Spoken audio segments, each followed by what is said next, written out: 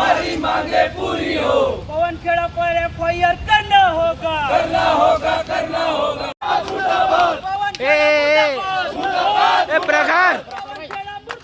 मुर्दाबाद, मुर्दाबाद। मोदी जी का ये नहीं सहेंगे, नहीं सहेंगे, मोदी जी का ये नहीं सहेंगे, नहीं सहेंगे। कांग्रेस पार्टी मुर्दाबाद, मुर्दाबाद, मुर्दाबाद, कांग्रेस पार्टी मुर्दाबाद, मुर्दाबाद, मुर्दाबाद।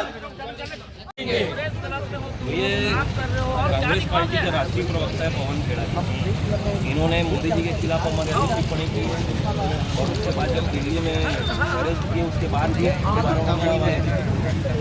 अभी इन लोगों का महादीप हम लोगों की मांग है युवा मोर्चा की कि उनको FIR करके अंदर किया जाए और छत्तीसगढ़ आने से रोका जाए, क्योंकि वो छत्तीसगढ़ आएंगे यहाँ फिर वैसी उटपटांग बयानबाजी करेंगे।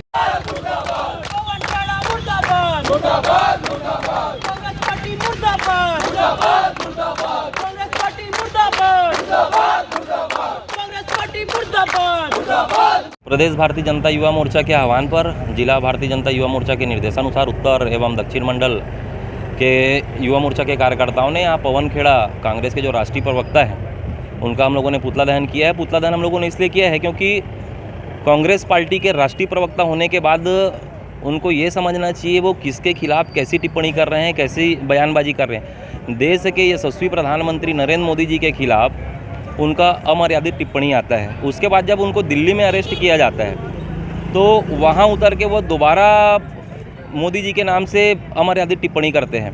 तो हम लोगों ने पवन खेड़ा जी के नाम से पुतला दहन किया है और हम लोगों ने SP को ज्ञापन देकर मांग किया है कि भैया उनके खिलाफ जो है FIR दर्ज करके उनको अंदर करें और छत्तीसगढ़ में उनका प्रवेश रोका जाए ताकि यहाँ का माहौल गंदा ना हो, ख़राब ना हो। इसलिए हम लोगों ने यहाँ विरोध प्रदर्शन किया।